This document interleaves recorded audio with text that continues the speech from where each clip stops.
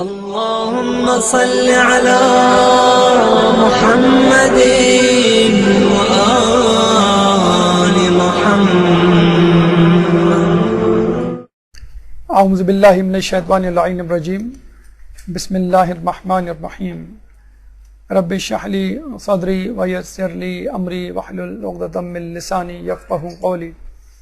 ان اللہ وملائکتہ یصلون علی النبی یا ایھا الذین آمنوا صلوا علیہ وسلموا تسلیما.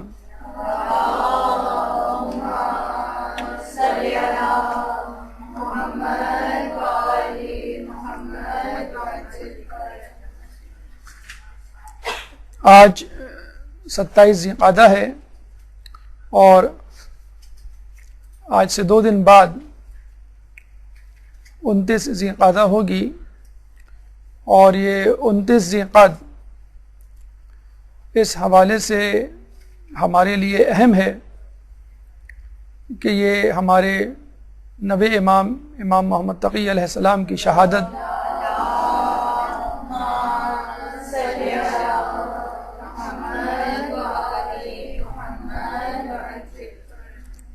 کا دن ہے، اور یہ ہماری ریت ہے، اہل بیت کی سنت ہے، ہماری ثقافت ہے، ہمارے مذہب کا ایک حصہ ہے کہ جب کسی امام کی ولادت یا شہادت آتی ہے تو ہمارے رنگ و انداز بدل جاتے ہیں.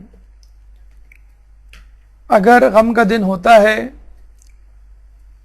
تو ہم غمگین ہو جاتے ہیں، اور اگر خوشی کا دن ہوتا ہے تو ہم فرط مسرہ سے جھوم اٹھتے ہیں. یہ ایک کم ترین اظہار ہے اپنے تعلق کا اہل بیت سے، کہ اہل بیت کی خوشیوں میں ہم خوش ہیں اور اہل بیت کے غم میں ہم غمگین، کیونکہ ہم ان کے چاہنے والے، ان کے ماننے والے ہیں. لیکن بلند ترین اظہار اس محبت کا یہ ہے کہ ان کے چاہنے والے ان کے نقش قدم پر چلیں، ان کی حیات طیبہ پر عمل کریں. اور یہ اسی وقت ممکن ہے کہ جب ہمارے پاس ان کے بارے میں کما حقہ علم ہو، ان کے بارے میں معلومات ہو، ان کی سیرت طیبہ کے مختلف پہلوؤں سے آشنائی ہو، امام نے کس وقت کہاں کب کیا کیا تھا، کس موقع پر کون سا عمل انجام دیا، کس صورتحال میں کس حکمت عملی کو اپنایا، اپنے دوستوں سے کیا سلوک کیا، دشمنوں سے کیا برتاؤ رہا. اگر ان تمام باتوں کی معلومات نہ ہو تو پھر ہم ان کے نقش قدم پر چلنے سے عاری ہوں گے. ان کی سیرت طیبہ پہ کس طرح آگاہی حاصل ہو، تو یہ بہترین دن ہے، بہترین ایام، بہترین موقع کہ جب بھی امام کی ولادت یا شہادت آئے تو اس امام سے متعلق، ان کی سیرت طیبہ سے متعلق، ان کے اقوال حکیمانہ سے متعلق فوری طور پر معلومات حاصل کر لی جائے، اور اپنا یہ ٹارگٹ، یہ ہدف بنایا جائے کہ اس قسم کے دروس کو، اس قسم کی مجالس کو جس میں متعلقہ ایام سے مربوط امام کی ولادت یا شہادت منائی جا رہی ہو، اس کو بہت سنجیدگی سے لیا جائے، فقط خیر و برکت کا ذریعہ نہ بنایا جائے بلکہ علم و آگاہی کا ذریعہ بنایا جائے، علم و عمل کا ذریعہ بنایا جائے کہ جو کچھ ہم سن رہے ہیں اس پر ہمیں عمل بھی کرنا ہے. عمل کریں گے تو ہماری معرفت میں اضافہ ہوگا، معرفت میں اضافہ ہوگا تو ایمان مزید پختہ ہوگا. تو آئیے نبی امام محمد تقی علیہ السلام کی سیرت طیبہ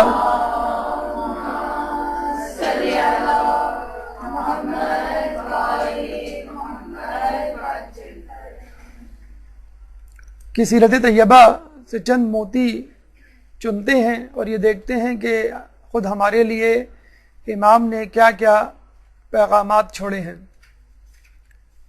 جن مراحل سے انشاءاللہ آج ہم گزریں گے اس میں سب سے پہلے تعارف، انٹروڈکشن، اس کے بعد بادشاہان وقت، کون کون بادشاہ اس زمانے میں گزرے، امام کا بچپن کس طرح گزرا، امام کی علمی خدمات کیا کیا تھیں، کون کون سی کرامات آپ کے دست اقدس سے ظہور پذیر ہوئے، اخلاق حسنہ کیا کہتی ہے، ازدواجی زندگی میں کیسا برتاؤ رکھتے تھے، اور شہادت کیسے کیوں کر کس ماحول میں ہوئی، اور اس کے بعد چند اقوال حکیمانہ۔ گفتگو کا پہلا مرحلہ امام کا تعارف۔ ایک درود پڑھ دیجئے محمد والے محمد۔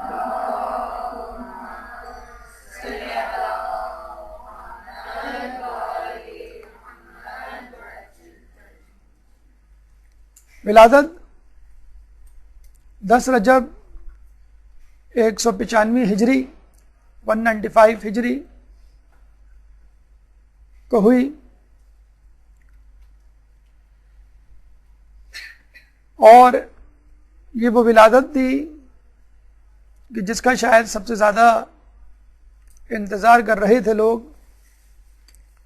کیونکہ آپ کے والد محترم کی عمر 47 ایئرز 47 سال ہو چکی تھی، اور لوگوں کے دلوں میں اشکال پیدا ہو رہے تھے کہ امامت کا سلسلہ اب آگے بڑھنے والا نہیں۔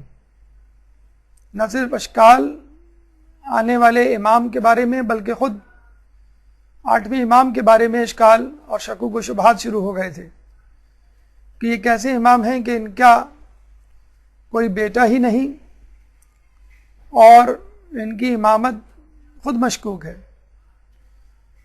لیکن جب لوگ کہتے کہ آپ کی کوئی اولاد نہیں، تو امام فرماتے کہ اللہ تعالیٰ جلد مجھے ایک اولاد عطا کرے گا کہ جو ہمارے شیعوں کے لیے باعث فخر ہوگا، اتنا کہ اس سے پہلے کبھی ایسا نہ ہوا۔ آپ کی شہادت 29 ذی القعدہ 220 ہجری، یوں آپ کی عمر مبارک فقط 25 سال بنتی ہے، اور آپ کو تمام ائمہ میں کم ترین امام ہونے کا شرف حاصل ہے۔ فقط 25 سال میں کیا کیا کارہائے انجام دیے، اور کس طرح لوگوں کو اپنی امامت سے قائل کیا، اس کا تذکرہ انشاءاللہ دوران گفتگو آپ سنیں گے، اور اس طرح یہ سن کر آپ حیران بھی ہوں گے کہ امام نے فقط اتنی سی عمر میں کس طرح ان کاموں کا انجام دیا کہ جن کاموں کو سن رسیدہ بزرگ سوچ بھی نہیں سکتے۔ آپ کا نام محمد پہلے معصوم کے نام یعنی رسول اکرم صلی اللہ علیہ وآلہ وسلم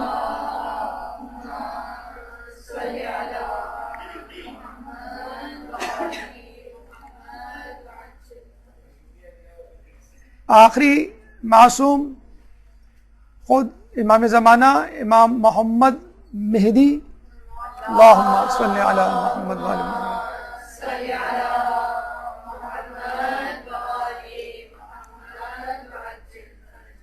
پانچویں اور نویں امام کا نام بھی محمد پر، امام باقر علیہ السلام، اللہم صلی علی محمد وآل محمد۔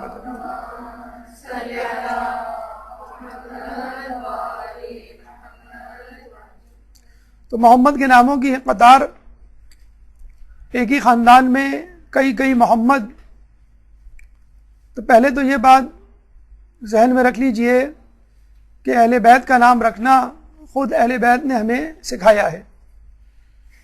ہم اپنے خاندان میں اگر کوئی نام پہلے سے موجود ہو تو نہیں رکھتے، کہ یہ نام تو بہت کامن ہے، عام ہے، ہم اس نام کو نہیں رکھیں گے۔ اور اہل بیت کیا یہ عالم ہے کہ ایک خاندان تو کیا، ایک ہی گھر میں دو نام کے علی اکبر، علی اصغر، ایک ہی گھر میں 3 نام کی فاطمہ، فاطمہ صغریٰ، فاطمہ کبریٰ، فاطمہ وسطیٰ۔ یعنی لوگ اپنی بیٹیوں، ائمہ اپنی بیٹیوں اور اپنے بیٹوں کے نام پہ در پہ علی اور فاطمہ رکھنے سے گریز نہیں کرتے تھے. تو یہ ہمیں بھی سنت اپنانی چاہیے.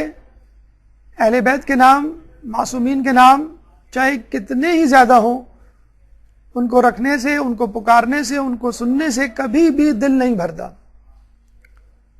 اور ناموں کے خود اپنے اثرات ہوتے ہیں. شمر، حرملہ، یزید نام کے لوگوں نے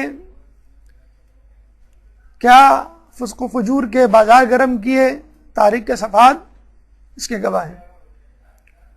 اور ان ناموں کے، معصومین کے نام پر رکھے جانے والے ناموں نے اور ان کے حاملین نے دنیا میں کیا کارنامے انجام دیے، یہ بھی صفحہ کرتاز پر موجود ہے.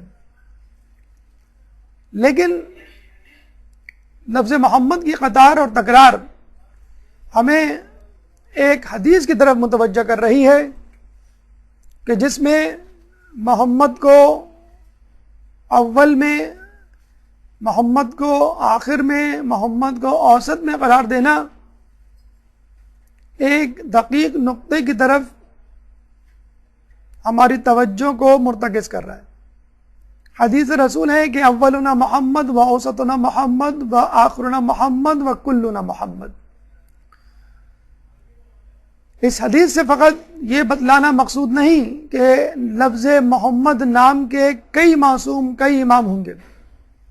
بتلانا یہ مقصود ہے کہ پہلا بھی محمد تھا، آخر والا ان کی سنت پر عمل کرتا ہوا محمد نظر آئے گا، بیچ والا بھی ان کی سنت پر عمل کرتا ہوا محمد نظر آئے گا، بلکہ ہر امام محمد کی سنتوں پر عمل کرتا ہوا محمد ہی نظر آئے گا.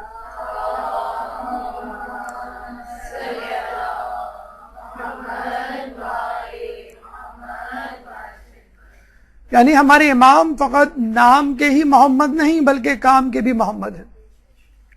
ان کی صورت محمد سے نہیں ملتی بلکہ سیرت بھی محمد کے متشابہ ہے. آپ کی کنیت ابو جعفر ثانی اور ابو علی. عموماً کنیت بڑے بیٹے کے نام سے ہوا کرتی ہے، کبھی بیٹی کے نام سے اور کبھی کسی بھی رشتہ دار کے حوالے سے، تعلق کے حوالے سے. ابو جعفر ہمارے 5ویں امام کی کنیت ہے کیونکہ ان کے بیٹے امام جعفر علیہ السلام ان کی اولاد میں سے تھے. ابو جعفر اول کہا جاتا ہے ان کو، اور 9ویں امام کو ابو جعفر ثانی. القاب میں کئی القاب مشہور ہیں: عالم، علم والا، قانع، قناعت کرنے والا، مختار، اختیار رکھنے والا، متوکل. توکل جس پر کیا جائے یا متوکل زیر کے ساتھ پڑھیں تو توکل کرنے والا، زیر کے ساتھ پڑھیں گے تو سبجیکٹ بن جائے گا متوکل. توکل کرنے والا، متوکل پڑھیں گے زبر سے تو جس پر توکل کیا جائے، بھروسہ کیا جائے. منتخب، جس کو انتخاب کیا جائے، مرتضی، انتخاب کیا ہوا یا چنا ہوا. نجیب، منظور شدہ، یعنی جس کی دعائیں قبول ہوں.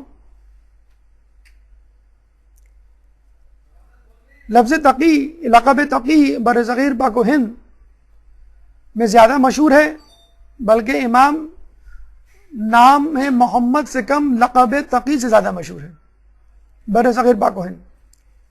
اور اس کی وجہ یہ ہے کہ لفظ تقی تقوی سے نکلا ہے، اور تقوی کا مطلب ہے بچنا، گناہوں سے بچنا، خوف خدا رکھتے ہوئے احتراز کرنا گناہوں سے. یقیناً امام سے بڑھ کر متقی پرہیزگار امام کے زمانے میں کوئی نہیں تھا. ایک اور وجہ یہ بھی ہے ان کو تقی کہنے کی کہ ایک دفعہ آپ مامون کی تلوار سے بچ گئے. بظاہر تو اس کی تلوار نے آپ کے جسم کے ٹکڑے ٹکڑے کر دیے تھے، مگر آپ صبح سویرے اپنے بستر پہ زندہ صحیح سالم پائے گئے. اللہم صلی علی محمد وآل محمد.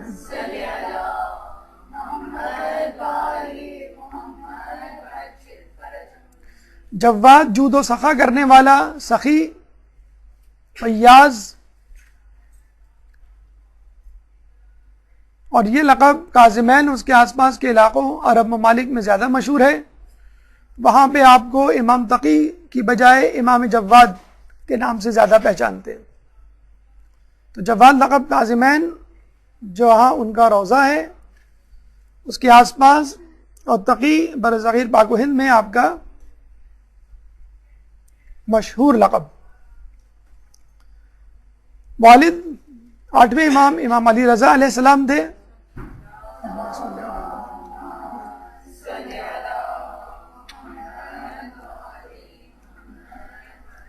جیسے بتایا گیا کہ امام کی عمر مبارک 47 سال ہو چکی تھی، لاولد تھے. لوگوں نے طعنے دینے شروع کیے، شک و شبے کا اظہار کیا، یہاں تک آپ کی امامت میں بھی شک کر ڈالا. یہ آپ کے ماننے والوں کی بات ہو رہی ہے، جو آپ کو امام مانتے ہی نہیں تھے تو ان کا کیا کہنا. تو امام اپنے ماننے والوں کو بار بار یقین دلایا کرتے تھے کہ اللہ عنقریب مجھے ایک ایسی اولاد دے گا کہ جو موسیٰ سے مشابہت رکھتی ہوگی، جو عیسیٰ سے مشابہ ہوگی، جو یحییٰ کا مصداق ہوگی. یعنی میرا ہونے والا بیٹا نہ صرف امام بنے گا، میں صاحب اولاد ہوں گا، بلکہ میری اولاد جو امامت سے سرفراز ہوگی وہ عیسیٰ و موسیٰ و یحییٰ کی شبیہ ہوگی. اور تاریخ نے اس بات کو ثابت کیا کہ امام تقی سیرت و کردار میں، رفتار و گفتار میں عیسیٰ و موسیٰ کی اور یحییٰ کی شبیہ تھے. والدہ،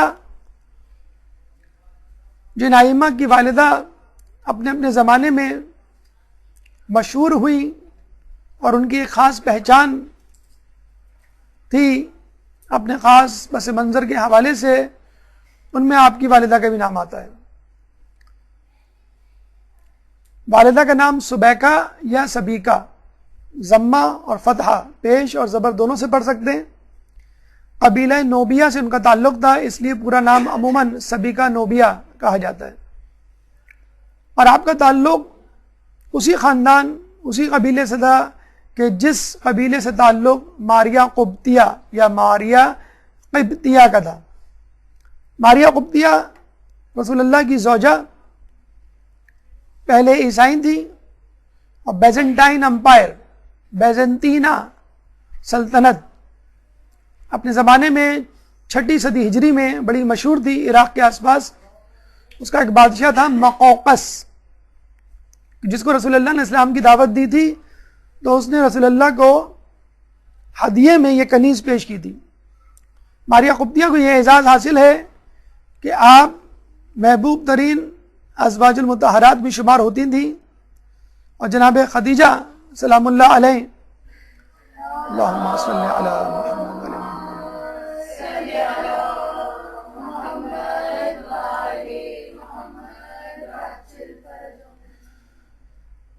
کے بعد رسول اللہ کی بیٹے کی ماں بنی. جناب ابراہیم رسول اللہ کے تیسرے بیٹے، جناب ابراہیم ماریہ قبطیہ کے بطن سے تھے.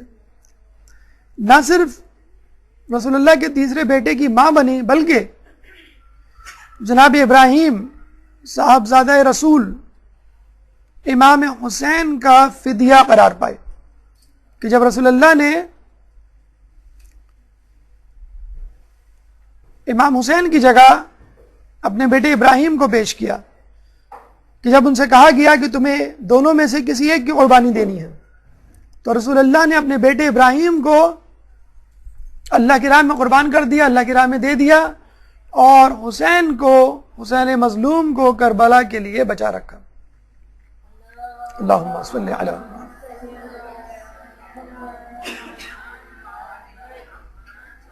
تو ماریہ قبطیہ اس جگر گوشے کی ماں تھیں جو فدیہ حسین قرار پایا. جس قبیلے سے آپ کا تعلق تھا اسی قبیلے سے امام تقی کی والدہ کا بھی تعلق تھا. قبط انگلش میں کوپٹ کہا جاتا ہے. تلفظ کا جو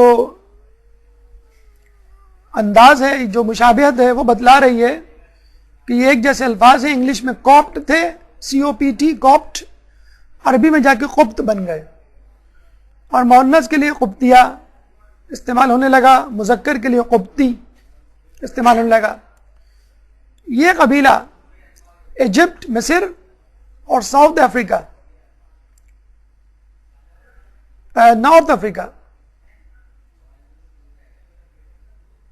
جنوبی افریقہ میں موجود ہے، اور آج بھی عیسائی دنیا کے سب سے زیادہ عیسائی اسی قبیلے سے تعلق رکھتے ہیں، جن کا مسکن، جن کا آبائی وطن مصر اور نارتھ افریقہ ہے.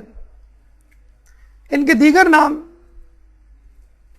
جو ہمیں تاریخ میں ملتے ہیں: سوسن، سکینہ یا سکینہ، مریسیہ، درہ.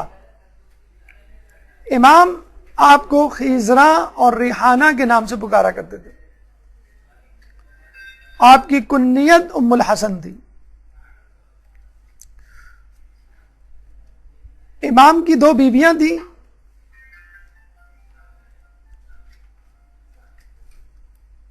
کہ جس میں ایک درود پڑھ دیجیے محمد والے محمد.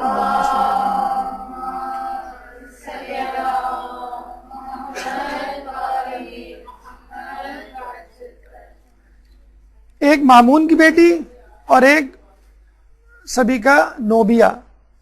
اللہ تعالیٰ نے سبیکہ نوبیہ کو اولاد سے نوازا، اور وہ اولاد جو بعد میں امام بنی. اب آئیے بادشاہان وقت کی طرف کہ آپ کے دور میں کون کون بادشاہان وقت. ایک درود پڑھ دیجیے محمد والے محمد.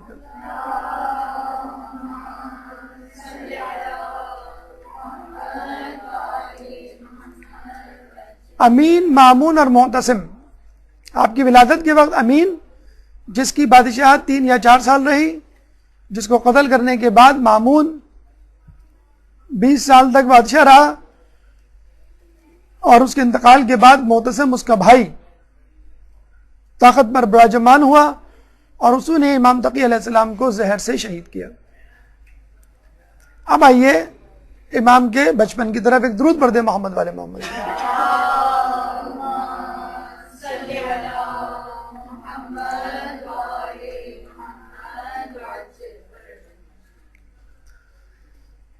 جیسے کہ ہم نے بتلایا آپ کو کہ امام کے والد بزرگوار نے یہ خوشخبری پہلے سنا دی تھی کہ اللہ تعالیٰ مجھے ایک ایسا بیٹا دے گا کہ جو عیسیٰ و موسیٰ و یحییٰ کا مماثل ہوگا، شبیہ رکھتا ہوگا. جب آپ کی پیدائش ہوئی تو جن لوگوں کو پہلے ہی 8ویں امام کی امامت میں شک تھا، وہ آپ کی اولاد میں بھی شک کرنے لگے. 2.5 سال کی عمر میں کچھ لوگ شرارتاً آپ کو قیافہ شناسوں کی طرف لے گئے کہ معلوم کر سکیں کہ واقعی یہ امام کی اولاد ہے، نعوذ باللہ، یا امام نے جھوٹ موٹ ہمیں یہ بچہ متعارف کروا دیا ہے کہ اس کو ہم امام مان لیں. جب یہ قیافہ شناسوں کے درمیان گئے تو قیافہ شناس سجدے میں گر گئے، کہنے لگے بول اللہم صلی علی محمد.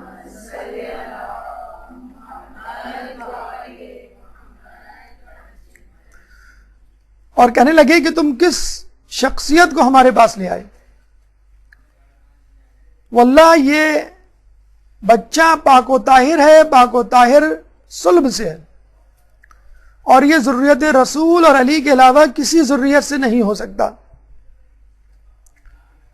اس اثنا میں امام جو اس وقت فقط 2.5 سال کے تھے گویا ہوئے اور اپنا پہلا تاریخی خطبہ تعارف کرواتے ہوئے دیا، اور یہ کہا کہ خدا کا شکر ہے کہ اس نے ہمیں اپنے نور سے پیدا کیا، اور اس کے بعد ہمیں امامت کے لیے منتخب کیا، اور ہمیں اپنی وحی کا امین بنایا. میں محمد ابن علی رضا ابن موسیٰ کاظم ابن جعفر ابن محمد باقر ابن علی ابن حسین ابن امیر المؤمنین ابن ابی طالب ہوں، اور ذریت فاطمہ بنت محمد سے ہوں.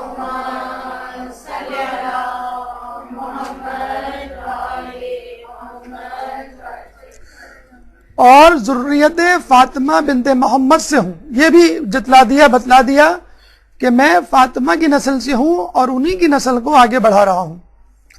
پھر فرمایا میں قیافہ شناسوں سے زیادہ جانتا ہوں اور تمام انسانوں سے زیادہ علم رکھتا ہوں.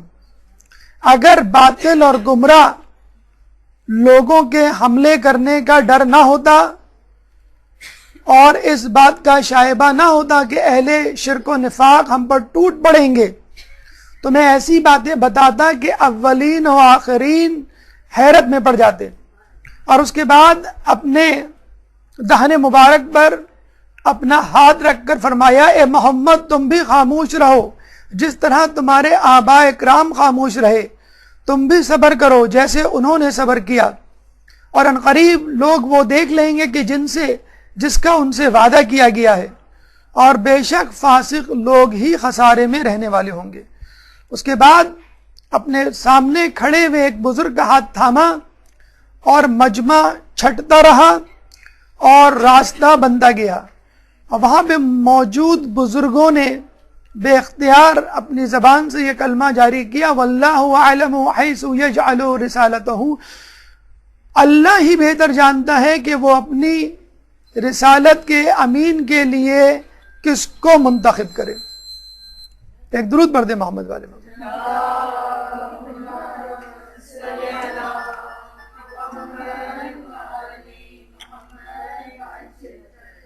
اس کے علاوہ 8ویں امام نے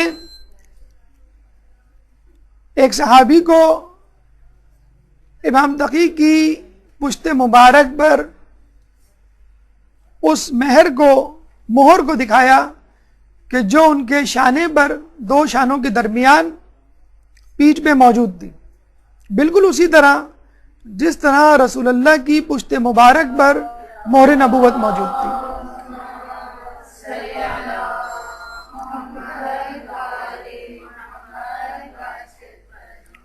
یہاں پر ہمیں عیسیٰ علیہ السلام کی یاد آتی ہے کہ جنہوں نے گہوارے میں کلام کیا جبکہ وہ چند مہینے کے تھے،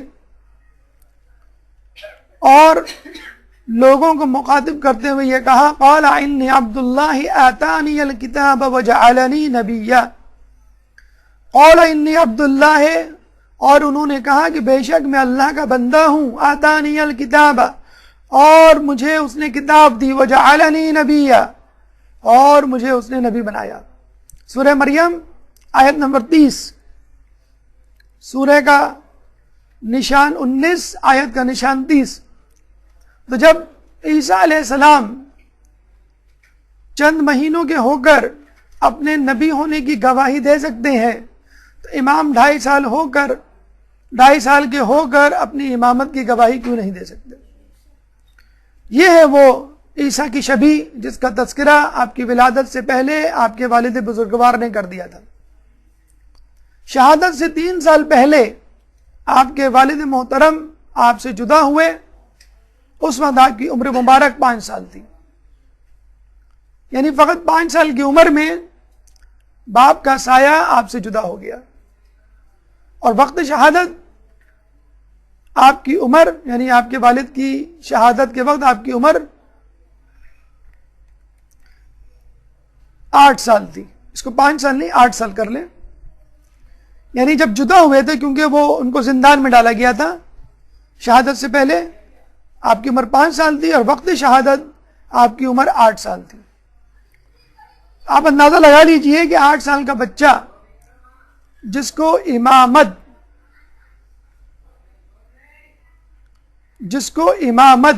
دی گئی ہو، اس نے کس طرح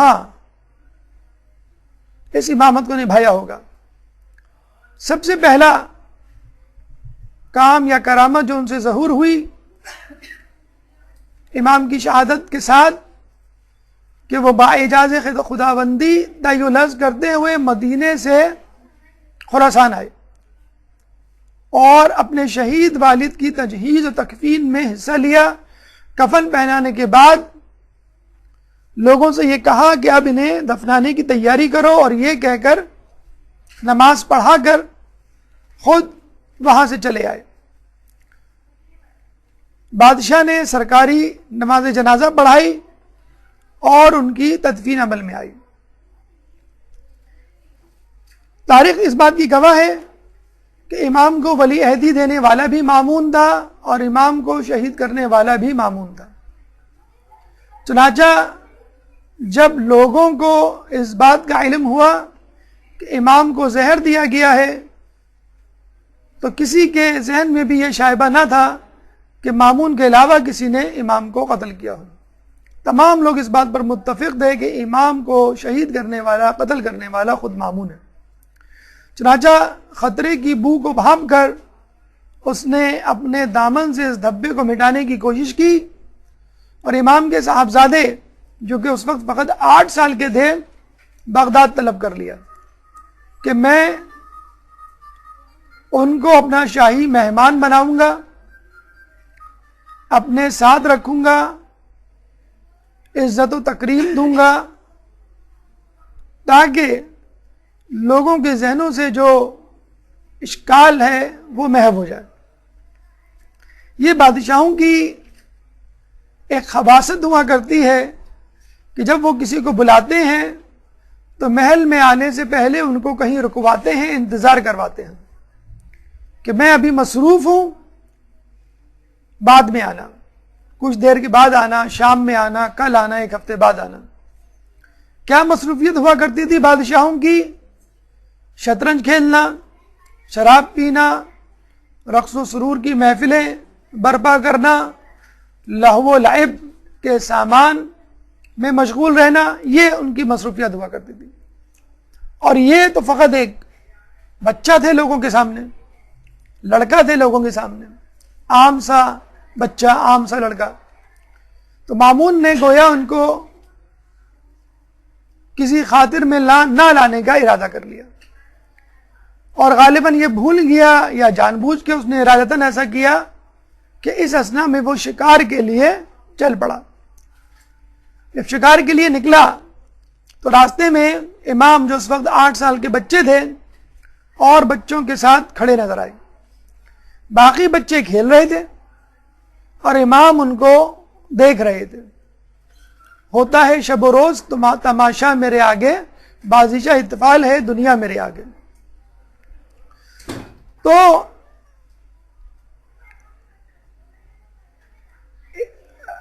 مامون کی سواری جب بچوں کے پاس سے گزری تو تمام بچے بھاگ کے وہاں سے فرار ہو گئے۔ یہ بالکل ایسا ہی کہ بچے کسی بھوت کو دیکھ لیں، کسی جن کو دیکھ لیں، کسی عفریت کو دیکھ لیں اور گھبرا کے بھاگ جائیں۔ لیکن یہ فرق ہے بادشاہ کی بادشاہت میں اور امام کی امامت میں۔ بادشاہ جسموں پر حکومت کرتا ہے اور امام دلوں پر حکومت کرتا ہے۔ یہاں بادشاہ کو دیکھ کر بڑے تو کیا بچے ڈر کے مارے بھاگ گئے، اور وہاں جب ہمارے 8ویں امام مدینے سے نکلے خراسان کے لیے تو 24,000 لوگ،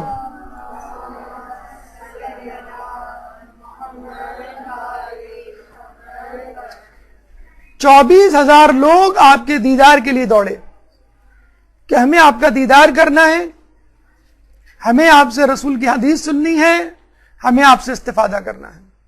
نہ صرف دیدار کے لیے دوڑے بلکہ قلم و کرتاس لے کر بھی دوڑے کہ ہمیں اس سفر میں ہمیں پڑھا لکھا دے۔ امام کے کہیں رکنے کا بھی انتظار نہیں کیا۔ تو کہاں 24,000 لوگ امام کے پیچھے بھاگ رہے ہیں، یہاں چند بچے بادشاہ کو دیکھ کے فرار ہو رہے ہیں۔ اور بادشاہ یہ سمجھا کرتے تھے کہ یہ ہماری شان و شوکت، یہ روب و دبدبہ ہے کہ جس کی کوئی تاب نہیں لا سکتا۔ جب بادشاہ کی سواری بچوں کے پاس سے گزری تو وہاں فقط امام کھڑے ہوئے نظر آئے۔ امام کو دیکھ کے مامون نے طنزیہ مسکراہٹ کے ساتھ پوچھا کہ تم کیوں نہیں بھاگے؟ امام نے جواب دیا، رستہ اتنا تنگ نہ تھا اور میں مجرم نہ تھا، اب سوائے اس کے کیا ہو سکتا ہے کہ تو بے جرم و خطا سزا دیتا ہو جس کے بارے میں کچھ نہیں کہہ سکتا۔ کتنی خوبصورت بات کہ راستہ اتنا تنگ نہیں ہے۔ آج بھی آپ دیکھ لیں، اگر آپ کی روڈ بہت وسیع ہو، 3 4 5 لینز ہو اس میں، تو آپ کو ہارن دینے کی ضرورت نہیں ہے، آپ گاڑی کو اوورٹیک کرنے کی بجائے کسی اور لین پہ چلے جائیں. تو جب رستہ بہت وسیع ہو تو ٹھیک ہے، بادشاہ کی سواری جو ہے وہ کہیں سے بھی گزر سکتی ہے. اور دوسری بات یہ ہے کہ بھاگتا وہی ہے جس نے کوئی جرم کیا ہو. پولیس کی وین آ جائے ابھی آپ کے علاقے میں تو پہلے کون روپوش ہوگا؟ جس نے کوئی قتل کیا ہو، جس نے کوئی ڈکیتی کی ہو، جس نے کوئی کرپشن کی ہو. متقی پرہیزگار نیک آدمی اپنے گھر سے نہیں بھاگے گا، اپنی جگہ کو نہیں چھوڑے گا. تو جس نے کبھی کوئی ترک اولا ہی نہ کیا ہو، گناہ تو دور کی بات، تو وہ کیوں رستہ چھوڑ دے اور وہاں سے چلا جائے؟ جب امام نے جواب دیا کہ راستہ تنگ نہ تھا، میں گناہگار نہیں تھا سوائے اس بات کے کہ تو بے جرم و خطا سزا دیتا ہو جس کے بارے میں کچھ نہیں کہہ سکتا. امام یہ جواب سن کر بہت حیران ہوا. یہاں پہ رک کر امام کا حسن ظن دیکھیے. امام کس سے حسن ظن کر رہے ہیں؟ اپنے باپ کے قاتل سے. یہ شخص ان کے باپ کو چند مہینے پہلے قتل کر چکا ہے. کس جرم میں؟ بغیر کسی جرم میں، بے جرم و خطا، اور پھر بھی امام کہہ رہے ہیں. تو یہ ہمیں حسن ظن سکھلاتا ہے کہ امام اپنے باپ کے قاتل کے ساتھ حسن ظن کر رہے ہیں. ہم اپنے گھر والوں، اپنے رشتہ داروں، اڑوس پڑوس اور دوستوں کے ساتھ حسن ظن نہیں کرتے. امام نے جواب دے دیا. مامون حیرت زدہ رہ گیا، اپنے شکار پہ چل پڑا. ایک ہرن کو دیکھ کر اپنے باز کو اڑایا. واپسی میں وہ باز اپنے منہ میں ایک مچھلی لے کر آیا. مامون نے وہ مچھلی اپنے ہاتھ میں دبا لی اور واپسی میں وہیں سے گزرا جہاں سے آیا تھا. امام وہیں کھڑے ہوئے تھے. سوچا اس بچے کا دوبارہ امتحان لوں اور یہ کہا کہ بتاؤ میری مٹھی میں کیا ہے. دیکھیں، علمی طور پر کسی کو قائل کرنا اور علمی ہیبت کسی پہ ڈالنا اور بات ہے، اس کے لیے آپ تیاری کر سکتے ہیں. لیکن غیب کی خبر لانا یہ کام آدمی کا کام نہیں. یہ وہی کر سکتا ہے جو منتخب شدہ ہو، جو مرتضی ہو، جو امام ہو. امام نے کہا کہ خدا نے آسمان و زمین کے درمیان دریا پیدا کیے، اس دریا میں مچھلیاں پیدا کی، بادشاہوں کو ذوق شکار دیا، وہ شکار کے لیے نکلے اور اپنے ہاتھ کی مٹھی میں مچھلی کو بند کر کر ہم وحی کے امینوں کا اور ائمہ کا امتحان لیتے ہیں. جب بادشاہ نے پوچھا کہ تم ہو کون، مامون نے کہا کہ تم ہو کون، تو پھر اپنا تعارف کروایا کہ میں امام محمد تقی بن علی رضا علیہ السلام ہوں.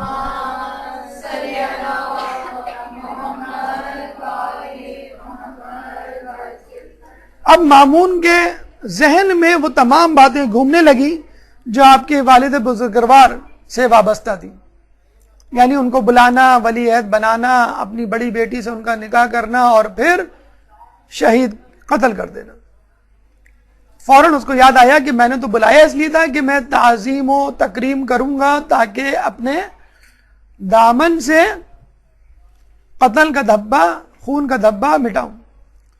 چنانچہ اس نے فوراً ارادہ کیا کہ میں آپ سے اپنی چھوٹی بیٹی کا نکاح کروں گا، ام الفضل کا.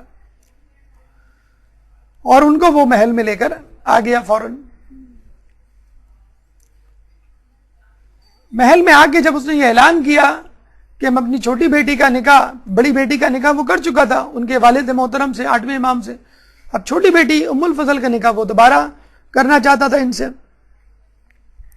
تو لوگوں نے جو ہے واویلا مچانا شروع کر دیا کہ آپ اس سے پہلے غلطی کر چکے ہیں، اور وہ غلطی اس سے پہلے کہ کسی بہت بڑے نقصان کا پیش خیمہ بندی، ہم نے اس غلطی کا کفارہ ادا کیا اور امام کو اپنے رستے سے ہٹایا. بڑی مشکل سے امام کا رعب و دبدبہ اور ہیبت اور فضیلت لوگوں کے دلوں سے محو ہوئی ہے. اب آپ نے ان کے بیٹے کو اپنا داماد بنانے کا ارادہ کر لیا ہے، جو پھر ایک خطرناک غلطی ہے. اور اگر پہلے امام ناکام ہوئے تو ہو سکتا ہے ان کا بیٹا کامیاب ہو جائے اور آپ کی خلافت خطرے میں پڑ جائے. لیکن امام مامون جو ہے اپنی بات پہ بضد تھا کہ نہیں، میں امام کے بیٹے کو اپنا داماد ضرور بناؤں گا. اور جب لوگ تھک ہار گئے تو امام مامون کو اس طرح قائل کرنے کی کوشش کی کہ آپ ضرور بنائیے لیکن پہلے یہ ثابت تو کیجئے کہ یہ بچہ عالم ہے یا علم رکھتا ہے. یہ تو ایک بچہ ہے 8 سال کا نا عمر کم عمر لڑکا, اس کو تو کوئی علم نہیں, تو کس بنیاد پر آپ اس کو اپنا داماد بنا رہے ہیں؟ تو مامون نے کہا کہ ٹھیک ہے, ہم اس کی علمیت کا امتحان لے لیتے ہیں, اور اگر تم نے یہ ثابت کر دیا کہ یہ بچہ ہی ہے اور علم کچھ نہیں رکھتا تو ٹھیک ہے, ہم اپنا ارادہ تبدیل کر لیں گے. یہاں سے امام کی علمی خدمات کا سفر شروع ہوتا ہے. ایک درود پڑھ دیجئے محمد والے محمد.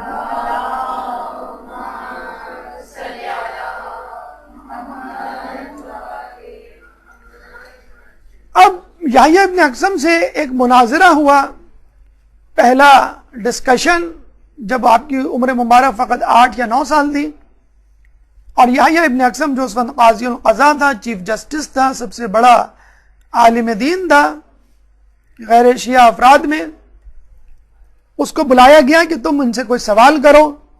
آپ کو معلوم ہے آپ کے علم دین میں بہت سارے سبجیکٹس ہیں, بہت سارے مضامین ہیں, فقہ ہے, قرآن ہے, تاریخ ہے, عقائد ہے, اخلاقیات ہے. مشکل ترین مضمون, تمام لوگ اس بات پر گواہ ہیں کہ فقہ ہے. خشک ترین, مشکل ترین, ثقیل ترین مضمون فقہ ہے. اور فقہ میں بھی سب سے مشکل موضوع حج کا موضوع ہے. حج سے متعلق مسائل ہیں. حتیٰ کہ کچھ علماء تو حج کے مسائل اس بات کو کہہ کے انکار کرتے تھے بتانے سے کہ ہم حج پہ نہیں جاتے, اس لیے ان علماء سے رجوع کیا جائے جو حج پر آتے جاتے رہتے. پھر حج جیسے موضوع میں بھی سب سے مشکل موضوع کفاروں کا مسئلہ ہے. آپ کو معلوم ہے کہ حج میں جب احرام آدمی پہنتا ہے تو بہت ساری پابندیاں اس پہ عائد ہو جاتی ہیں, بہت سارے حلال کام اس پہ حرام ہو جاتے ہیں. آئینہ نہیں دیکھ سکتا, وہ خوشبو نہیں سونگھ سکتا, لڑائی جھگڑا نہیں کر سکتا, وغیرہ وغیرہ. تو اس نے امام سے کفارے کا مسئلہ پوچھ لیا کہ اگر ایک شخص حالت احرام میں شکار کرے تو وہ کیا کفارہ دے گا.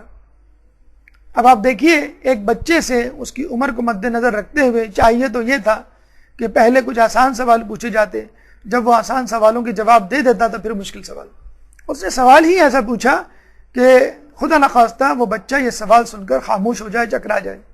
لیکن وہ بچہ تو نہیں تھا, وہ تو امام تھا اپنے زمانے کا. وہ امام ناطق تھا, سامت بھی نہیں تھا. اگر 2 امام ہو تو ایک ناطق ہوتا ہے, ایک سامت ہوتا ہے. امام ناطق تھے, 8ویں امام کی شہادت ہو چکی تھی. امام تقی نے کہا کہ تمہارا سوال نامکمل ہے, ادھورا ہے. اس نے کہا کیسے؟ امام نے کہا کہ تمہارے اس سوال کی 22 صورتیں بنتی ہیں, یعنی تمہارے اس سوال سے 22 سوال نکل سکتے ہیں, اور ان 22 سوالوں میں تم نے کون سا سوال پوچھنا چاہا ہے. اب اس بیچارے کو وہ 22 شقیں ہی نہیں پتا, 2 شقیں اس کو نہیں پتا, تو وہ 22 شقیں کیا بتائیں. وہ گھبرا گیا. اس نے کہا 22 شقیں, کون سی 22 شقیں, چلیں آپ ہی بدلا دیں کون سی 22 شقیں. تو امام نے ان شقوں کو بتانا شروع کیا کہ یہ بتاؤ کہ شکار حدود حرم میں کیا گیا تھا, حدود حرم سے باہر کیا گیا تھا. شکار کرنے والا باخبر تھا یا بے خبر تھا. شکار آمدن کیا گیا یا سہون کیا گیا. شکار آزاد شخص نے کیا یا غلام نے کیا. شکار کرنے والا بالغ تھا یا نابالغ تھا. شکار پہلی مرتبہ کیا گیا یا کئی مرتبہ کیا جا چکا تھا. شکار پرندے کا تھا یا جانور کا تھا. شکار اگر جانور کا تھا تو جانور چھوٹا تھا یا بڑا تھا. کرنے والا اپنے شکار پہ نادم تھا یا مصر تھا. شکار رات میں کیا گیا یا دن میں کیا گیا. احرام عمرے کا تھا یا حج کا تھا.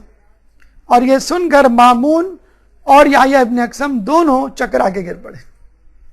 ایک درود پڑھ دے محمد علیہ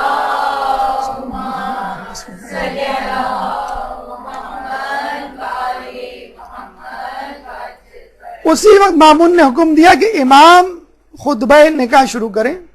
امام نے خود اپنا خطبہ نکاح پڑھا اور اسی وقت خطبہ نکاح ہوا. خطبہ نکاح کے بعد کھانا ہوا. اس کے بعد مامون نے کہا اب آپ ہی ان شقوں کی تفصیل اور کفارہ جات بتا دیں. تو امام نے ان کفاروں کو بتانا شروع کیا. اس کے بعد مامون کو ہری ہری سوجی، مطلب بادشاہ وقت تو دونوں کو لڑا کر دونوں فریقین کو خوش ہوا کرتے تھے. ان کو تو کچھ جواب نہ دینا ہے نہ سوال کرنا ہے، وہ کسی کے لینے میں نہ دینے میں. تو انہوں نے کہا کہ امام اس نے آپ سے سوال کر لیا، اب آپ اس سے سوال کریں. اب یا ابن اقسم کہ پریشان کہ مجھے تو سوال کرنا نہیں آتا تو میں ان کے سوال کا جواب کیا دوں گا. اچھا امام چاہتے تو پھر کوئی مشکل سوال کر دے، حج سے متعلق یا ایسا سوال جو بالکل یونیک ہو اور جس سے عموماً لوگوں کا واسطہ نہ ہو. لیکن بادشاہوں کا، وزیروں کا واسطہ کس چیز سے ہوتا ہے؟ شراب، شباب، کباب، بس یہی چیزیں ہوتی ہیں. امام نے اس سے پوچھا یہ بتا وہ کون سی عورت ہے جو ایک مرد پر 4 مرتبہ حلال اور 4 مرتبہ حرام ہوتی ہے. اب وہ پھر چکرا کے رہ گیا، کہنے لگا میں تو بتا ہی نہیں سکتا، آپ ہی بتلا دیجئے. تو امام نے کہا کہ اگر کوئی عورت کسی کی کنیز ہو تو وہ ایک شخص پہ حرام ہے، اگر وہ شخص اس کو خرید لے تو وہ کنیز حلال ہے، آزاد کر دے تو پھر حرام ہے، پھر عقد کر لے تو پھر حلال ہے، پھر صیغہ اظہار پڑھ لے یعنی یہ کہہ دے تو میری ماں جیسی تو اس پہ پھر حرام، کفارہ دے دے تو پھر حلال، طلاق دے دے تو پھر حرام، اور رجوع کر لے تو پھر حلال. تو چنانچہ امام کے سوال اور جواب سے پورا دربار مکمل طور پہ مطمئن ہو گیا کہ یہ لڑکا نہ صرف داماد بننے کے لائق ہے بلکہ خود مامون کی جگہ بیٹھنے کے لائق ہے، جیسے خود ان کے والد بزرگوار کے بارے میں کہا جا چکا تھا. ایک درود پڑھتے محمد.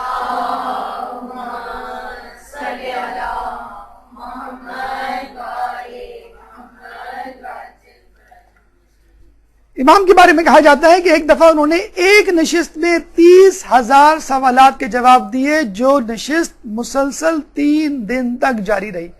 اور اس وقت ان کی عمر کوئی 24 سال یا 23 سال نہیں تھی، فقط 9 سال تھی. اور بعض اوقات تو ایسا ہوا کرتا تھا کہ سوال کرنے والے سے پہلے اس کا جواب دے دیا جاتا.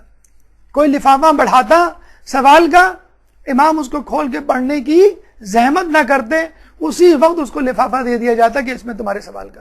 یہ بتلا رہا ہے کہ امام فقط کسبی علم کے حامل نہیں تھے بلکہ وہ وہبی علم کے حامل تھے. ان کا علم اللہ کی طرف سے تھا، ان کا علم دنیاوی علم نہیں تھا کہ جو لوگوں سے لیا جائے، کہ جس کے لیے پہلے آپ کو سوال معلوم ہو اس کے بعد جواب. اس کے بعد امام کی کرامات، اس کا تذکرہ انشاءاللہ 5 منٹ کے وقفے کے بعد. ایک درود پڑھ دیجئے محمد والے محمد میں.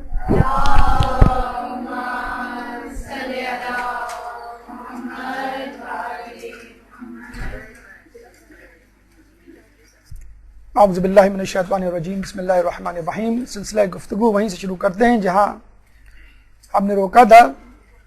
ہماری گفتگو کا اگلا مرحلہ کرامات.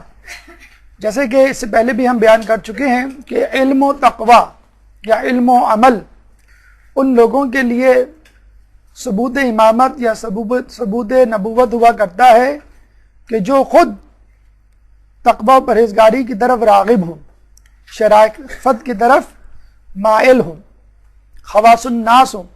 لیکن عوام الناس کے لیے، جہلا کے لیے، فاسق و فاجر کے لیے یا کم علم لوگوں کے لیے، ضدی لوگوں کے لیے، دشمن لوگوں کے لیے پھر کرامات کا سہارا لیا جاتا ہے، جس سے بات بہت آسانی سے بہت کم وقت میں سمجھ میں آ جاتی ہے.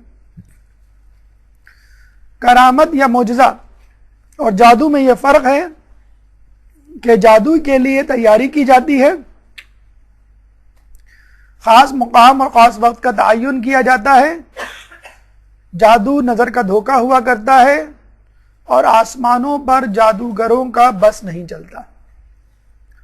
کرامت کے لیے تیاری کی ضرورت نہیں، مقام اور وقت یا امر طے کرنے کی ضرورت نہیں.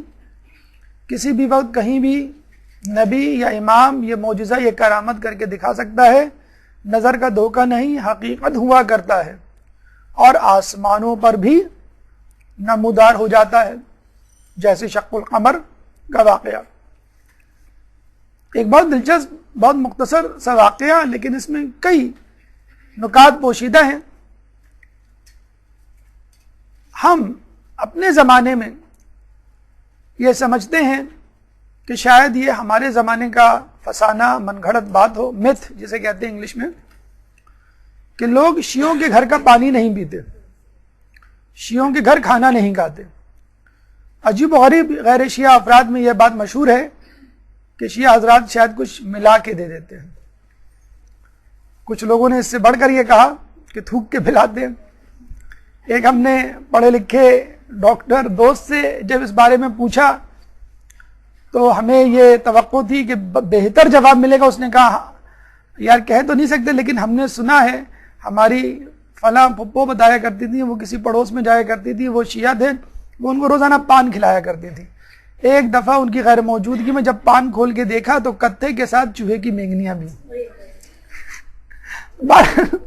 تو لوگوں نے ایسی ایسی عجیب باتیں مشہور کر رکھی ہیں کہ یہ کیوں ہیں باتیں مشہور کر رکھی کہ اگر آپ اول تو کسی شیعہ سے دوستی کرنی ہی نہیں ہے، راہ و رسم بڑھانا ہی نہیں ہے، رشتے ناتے تو بہت دور کی بات، اگر دوستی ہو جائے جیسے کلاس میں، بزنس میں، آفس میں، مجبوری میں، تو زیادہ دیر نہیں بیٹھنا۔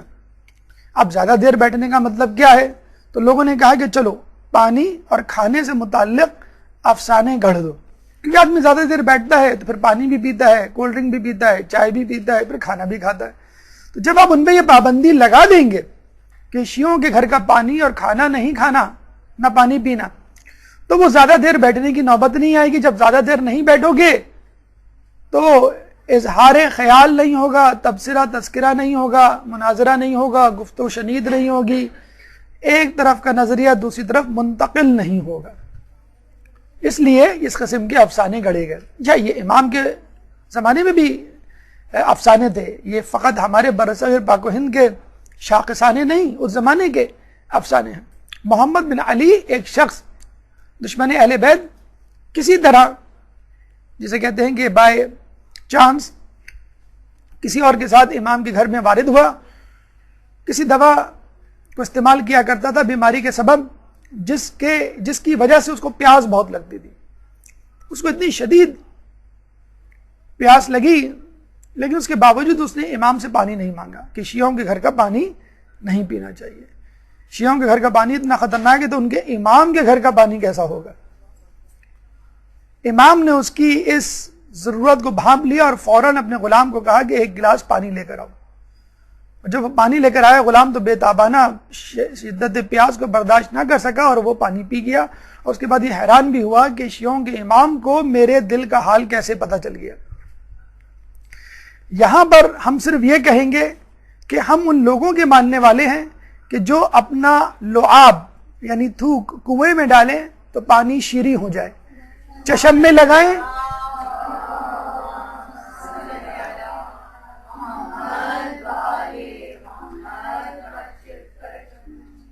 کنویں میں ڈالیں تو پانی شیریں ہو جائے، چشم پہ لگائیں تو آشوب چشم جاتا رہے، کسی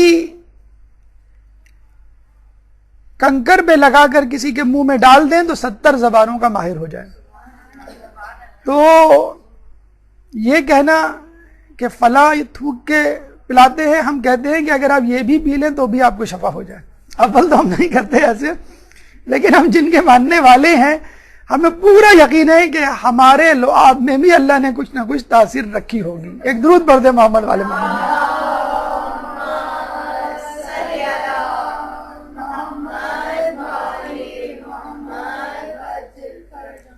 ایک شخص زیدی عقیدے کا حامل امام کی امامت پہ یقین نہیں رکھتا تھا۔ اس زمانے میں کچھ لوگوں نے 8ویں امام کو امام نہیں مانا، کیونکہ اس سے پہلے ہمارے 7ویں امام زندان میں تھے 14 سال، اور آپ کو میں نے بتایا بھی ہوگا کچھ لوگوں کے پاس امام کے پیسے تھے، بیت المال، خمس، صدقہ، زکوٰۃ وغیرہ کے، تو ان پیسوں کو ہڑپ کرنے کے چکر میں امام کی امامت سے انکار کر دیا کہ دینے پڑ جائیں گے، اور قیامت میں جو لینے کے دینے پڑ گئے تو کیا ہوگا یہ لوگوں کو احساس نہیں۔ چنانچہ ایک شخص جو نہ 7ویں امام کا قائل تھا نہ 8ویں کا. جب وہ امام کے گھر کے پاس سے گزرا تو دیکھا لوگوں کا ایک ہجوم ہے, امام کی عزت و تکریم کے لیے تانتے بنے ہوئے.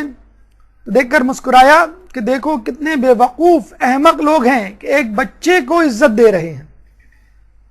امام وہیں سے اپنی جگہ سے چلائے کہ جو شخص ہماری اطاعت سے انحراف کرے گا جہنم میں اوندھے منہ گرے گا. ایک دم سے وہ گھبرا گیا کہ امام کو میرے دل کا حال کیسے معلوم. فوراً اس کے دل میں یہ خیال آیا کہ مجھے لگتا ہے کہ ان کو جادو بھی آتا ہے. دوبارہ امام گویا ہوئے, یہ تمہارا خیال باطل ہے, اپنے عقیدے کی اصلاح کرو. چنانچہ فوراً آپ کے قدموں میں گر پڑا اور کہنے لگا کہ میں آپ کی امامت پر ایمان لایا.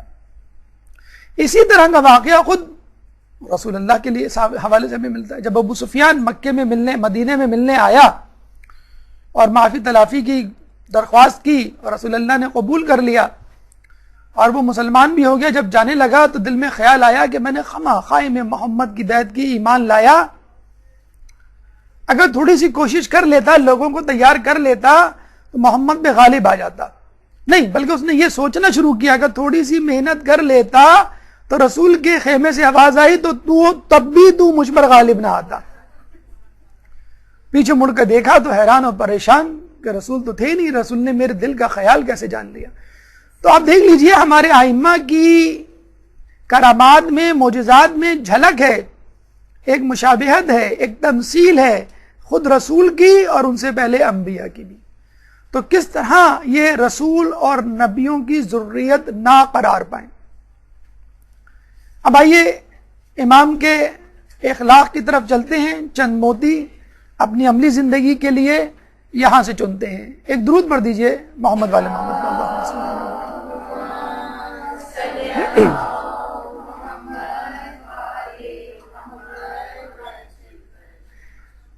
اس دور کے بادشاہ امام کو ستانے میں, امام کو پریشان کرنے میں, امام کو نعوذ باللہ راہ حق سے ہٹانے میں کوئی دقیقہ فروغ گزاشت نہیں کرتے تھے. جو حربہ ملتا وہ استعمال کرتے اور کسی طرح امام کو بے عزت کرنے کی فکر میں رہتے, نعوذ باللہ. 7ویں امام کے بارے میں ہم نے پڑھا کہ زندان میں عورتوں کو بھیجا گیا, کس طرح وہ ان کو گناہ کی طرف مائل کریں. امام تقی کے لیے 100 عورتوں کو منتخب کیا گیا کہ جن کے ہاتھوں میں ساغر و پیالے ہوتے, جو امام کے ارد گرد گھومتی اور امام عبادت میں مصروف ہوتے, اور وہ چاہتے کہ امام اپنی عبادت سے توجہ ہٹائیں اور امام ان کو نظر اٹھا کے نہ دیکھتے. ہم یہاں بچوں کو کہتے ہیں کہ ٹی وی بند کر دو, اپنی نظروں کی حفاظت کرو, کوئی آواز ہمیں آ جائے تو ہماری نظر, ہماری توجہ جو ہے وہ فوراً جو ہے منتشر ہو جاتی ہے. آج کل کے نوجوانوں کو اس بات سے سبق حاصل کرنا چاہیے کہ یہ فقط آج کل کے دور کا فتنہ نہیں ہے. انٹرنیٹ ہے, میڈیا ہے, موبائل ہے, اور اب سڑکوں پہ لگے سائن بورڈز ہیں کہ جو بیچارہ انٹرنیٹ, ٹی وی اور دیگر مقامات سے بے حجاب عورتوں سے استفادہ نہ کرتا ہو, وہ اگر باہر نکلے تو سائن بورڈ سے استفادہ کرے. اور وہ ماشاءاللہ ہوتے بھی اتنے اونچے اونچے ہیں, لگتا ہے کہ آسمان سے کوئی گری ہے اور سائن بورڈ پہ اٹکی ہے. لوگ سمجھتے ہیں شاید یہ میرے حصے کی حور تو نہیں, نظر اٹھا کے دیکھ لوں تھوڑی دیر کے لیے, شاید مجھے پکار لے.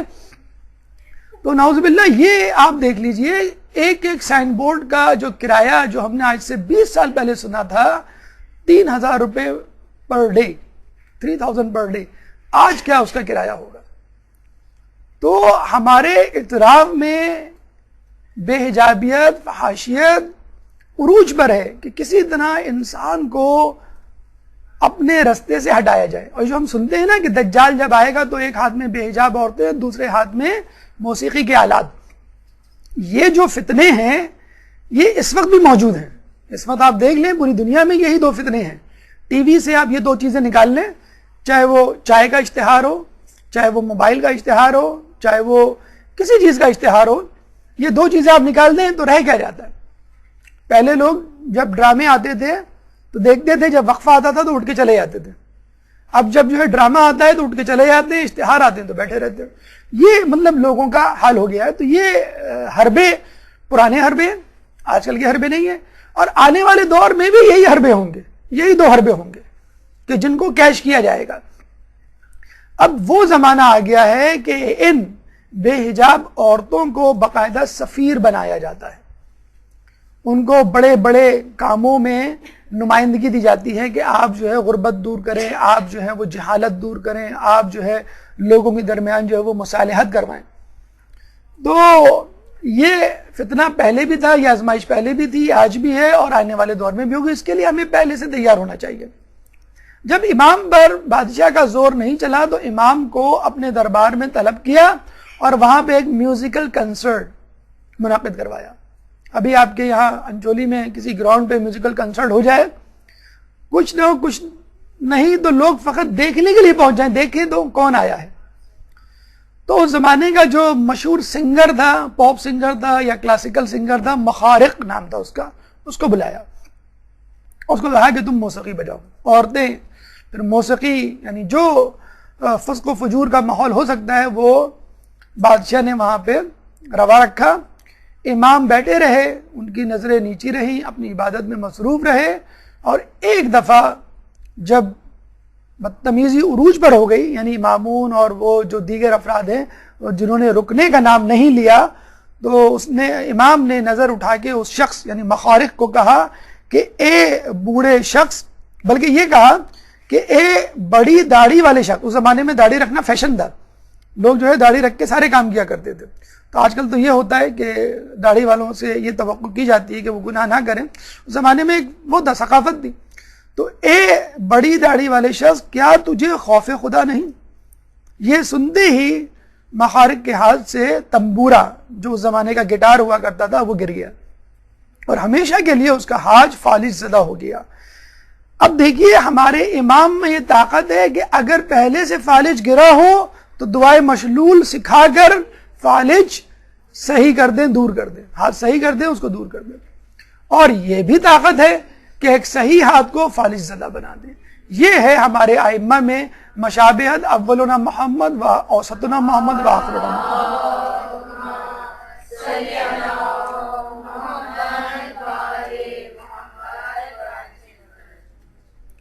کہتے ہیں کہ ام الفضل سے جب امام کا عقد ہوا تو ام الفضل ظاہر سی بات ایک وہ شہزادی تھی، ناز و نعم میں پلی تھی، پیمپرڈ چائلڈ یا بگڑی ہوئی اولاد جسے کہتے ہیں وہ تھی۔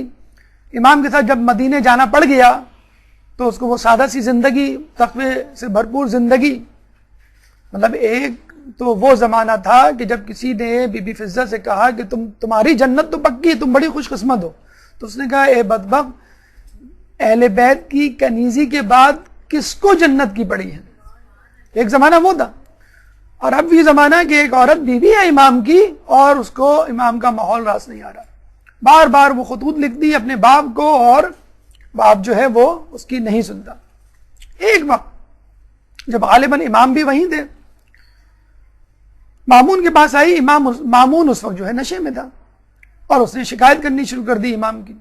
غصے میں اس نے تلوار نکالی، سواری پہ سوار ہوا، غلام کو ساتھ لیا، امام کے مکان پہ پہنچا اور امام کے جسم کے ٹکڑے ٹکڑے کر دیے۔ یہ بھی بس نہ چلا تو پھر تلوار کو ان کی گردن پہ رکھ کر ذبح کر دیا اور واپس آ کر سو گیا۔ ام الفضل رات بھر کانپتی رہی، روتی رہی۔ صبح جب مامون کی آنکھ کھلی تو اپنی بیٹی کو روتا ہوا دیکھا تو اس نے کہا کہ تم کیوں رو رہی ہو؟ اس نے کہا کل رات آپ نے یہ کیا ہے، اب میرے شوہر کو قتل کر دیا۔ مامون بڑا پریشان ہوا، اپنے غلام کو بلا کر پوچھا، غلام نے کہا ہاں بالکل آپ نے میرے سامنے قتل کیا، ٹکڑے ٹکڑے کیے امام کے جسم کے۔ تو مامون نے اپنے غلام کو کہا جاؤ بھاگ کے دیکھ کر آؤ کہ امام کا کیا حال ہے۔ جب غلام وہاں گیا تو دیکھا بڑے مزے سے امام لحاف میں سو رہے ہیں۔ اللہم صلی علی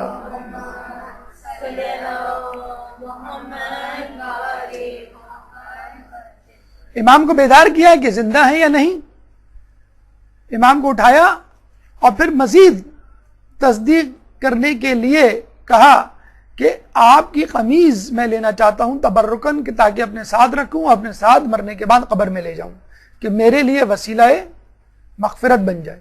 امام نے کہا میرے پاس بہت ساری قمیضیں ہیں، چاہوں تو وہ لے جاؤں۔ اس نے کہا نہیں مجھے یہی قمیض چاہیے جو اس وقت آپ پہنے میں ہیں۔ امام سمجھ گئے یہ چاہ کیا رہا ہے۔ امام نے قمیض اتار کے اس کو دی تو اس نے دیکھا کہ آپ کے جسم پہ ایک خراش تک نہ تھی. قمیض لے کر مامون کے پاس واپس آئے, کہنے لگا کہ امام تو زندہ صحیح سلامت ہے, جسم پر ایک خراش نہیں. تو مامون جو ہے اور چکرا گیا, اور اس نے اپنے ایک دوست کو بہت سارے تحفے تحائف درم و دینار دے کے بھیجا کہ جاؤ امام سے کہو کہ مجھے معاف کر دے. وہ دوست درباری امام کے پاس پہنچتا ہے اور کہتا ہے کہ آپ اس کو معاف کر دیں, اور وہ نشے میں تھا اور اس سے غلطی ہو گئی. اور پھر یہ کہا جاتا ہے کہ جب مامون کی امام سے ملاقات ہوئی تو مامون نے امام سے پوچھا وہ کیا وجہ تھی, کس سبب آپ کے بدن کو ایک گزند نہ پہنچی اور آپ زندہ سلامت رہے. تو امام نے ایک تعویذ نکال کے دکھایا کہ یہ وہ تعویذ ہے جو ہماری جدہ نے ہم کو دیا ہے, جو ہمارے پاس رہتا ہے, سوائے موت کے ہر قسم کی مصیبت سے ہم کو بچا سکتا ہے. حرز جواد کا تعویذ. جب مامون نے امام سے وہ تعویذ طلب کیا تو امام نے وہ تعویذ اس کو بھی دیا, اپنے قاتل کو, اپنے باپ کے قاتل کو وہ تعویذ کہ جو اس کی حفاظت کرے. یہ امام کی جود و سخا تھی کہ وہ جواد کہلائے. یہ امام کا جسے کہتے ہیں کہ اپنے دشمنوں سے برتاؤ تھا, کہ جو ہمیں بتلاتا ہے کہ ہم اپنے دشمنوں کیا دوستوں سے کیسے برتاؤ کریں. امام نے اپنے دشمنوں سے وہ برتاؤ کیا کہ جو اپنے ہم دوستوں سے نہیں کیا کرتے. یہ وہی اخلاق ہے کہ جو رسول اللہ صلی اللہ علیہ وآلہ وسلم نے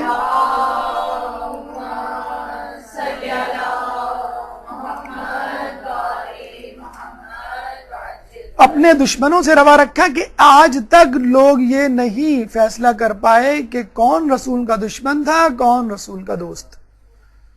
اس کے بعد کہ امام اس قسم کا اخلاق روا رکھا اپنے دشمنوں سے, لوگ آج تک نہیں فیصلہ کر پائے کہ کون اماموں کا دشمن تھا, کون ان کا دوست. اب آئیے امام کی ازدواجی زندگی سے متعلق چند گزارشات. ایک درود پڑھ دیجئے محمد والے محمد پر. اللہم صل علی محمد.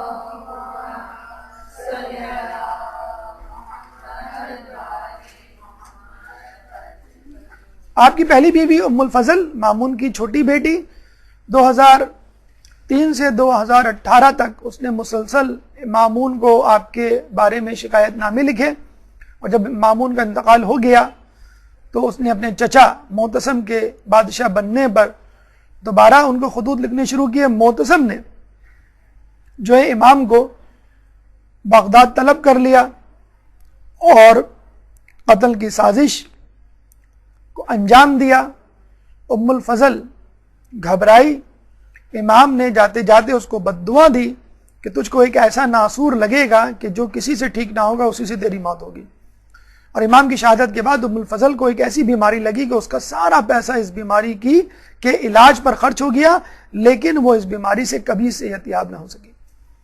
آپ کی دوسری بیوی سمانہ مغربیہ, ان کا تعلق بھی مغرب سے تھا. امام کے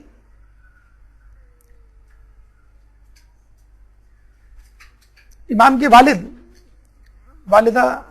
ہے یہ, امام کے والد امام نقی امام کے صاحبزادے کہ جن سے اولاد چلی, اور یہ ان کی اولاد جدی رضوی سادات کہلاتی ہے. دوسرے صاحبزادے موسیٰ مبرقہ جن سے نسبی رضوی سادات نکلے, اور فاطمہ اور امامہ. اچھا, جیسے آپ کو شاید پہلے بھی بتایا ہو کہ امام تقی, امام نقی, امام حسن عسکری, ان تینوں کی اولادیں بھی رضوی کہلاتی ہیں. اصول ان کو تقوی, نقوی اور عسکری کہنا چاہیے. اور کچھ لوگ آپ کو نظر بھی آئیں گے جو اپنے آپ کو تقوی, نقوی یا عسکری کہتے ہیں, لیکن جو لوگ اپنے آپ کو رضوی کہتے ہیں در حقیقت وہ بھی تقوی, نقوی یا عسکری ہیں. لیکن چونکہ امام رضا اپنے زمانے میں بہت زیادہ مشہور تھے, اس لیے ان کی اولادوں نے, یعنی ان کے پوتوں اور پڑ پوتوں نے امام تقی, امام نقی اور اس کے بعد کے اماموں نے بھی امام کی اولادوں نے بھی اپنے آپ کو امام رضا سے منسوب کیا. تو جو خود امام نقی کی اولاد سے تھے تو وہ جدی رضوی سادات کہلائے, کیونکہ ان کے جد یعنی امام تقی اور ان کے والد امام رضا ان کی نسبت سے اپنے آپ کو جوڑتے ہیں. اور موسیٰ مبرقہ چونکہ یہ غیر معصوم تھے, امام نہیں تھے, تو ان سے جو اولادیں نکلی وہ اپنا رشتہ امام رضا سے جوڑتے ہیں. تو ہوتا یوں تھا کہ اگر امام کی اولاد امام ہے اور اس کی اگر اولاد ہوتی ہے تو وہ اپنا رشتہ اپنے والد سے جوڑتے ہیں، اور اگر امام کی اولاد معصوم نہیں ہوتی یعنی امام نہیں ہوتی تو وہ اپنا رشتہ اپنے چچا سے جوڑتے ہیں. تو یہ نسبی رضوی سادات کہلائے. موسیٰ مبرقہ کے بارے میں کہا جاتا ہے کہ انتہائی خوبصورت، انتہائی حسین تھے، اتنے زیادہ کہ اپنے چہرے پر نقاب ڈال کے چلا کرتے تھے.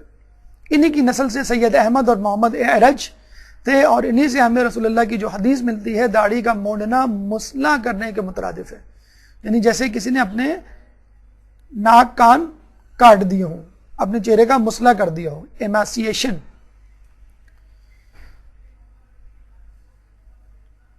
تو یہ مثل حسن یوسف ہوا کرتے تھے اپنے زمانے میں. ان کے بارے میں ہمیں یہ بھی ملتا ہے کہ ایک دفعہ بادشاہ نے ان کو طلب کیا اور ان سے وہی شرارت کرنے کا فیصلہ کیا مامون نے کہ جو امام سے کیا تھا کہ ان کو موسیقی کی محفل میں بلایا جائے اور ان کو ناچ گانے سنوائے جائیں، ان کو بہکایا جائے، نعوذ باللہ. تو جب جانے لگے تو امام نے کہا کہ تم جا تو رہے ہو لیکن موسیقی کی محفل میں جانا تمہیں نصیب نہیں ہوگا، یعنی تمہیں یہ نوبت ہی نہیں آئے گی. تو ان کو کچھ اطمینان ہوا. جب وہ بغداد گئے تو مامون نے ان کو کہیں رکوایا اور اس دوران ہی مامون کا انتقال ہو گیا. تو وہ اس محفل میں جانے ہی سے جسے کہتے ہیں کہ بچ گئے. امام کی ایک اور بہن ہمیں ملتی ہیں حکیمہ خاتون، جن کی قبر مبارک سامرہ میں ہے اور جن کے بارے میں کہا جاتا ہے کہ انہوں نے امام زمانہ کی ولادت میں اہم کردار ادا کیا. اللہ صلی اللہ.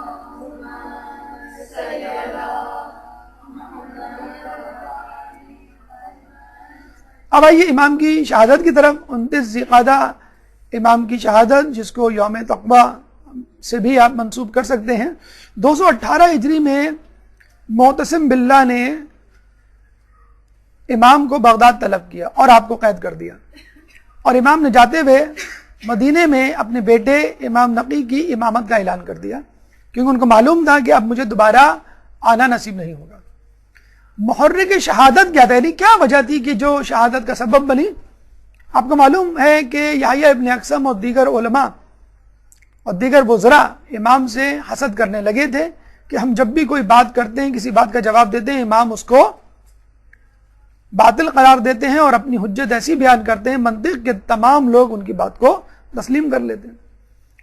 یحییٰ ابن اقسم کے سامنے چور کی سزا کا مسئلہ درپیش ہوا تو دربار میں موجود لوگ اس بات میں بحث کرنے لگے کہ چور کا ہاتھ کہاں سے کاٹا جائے.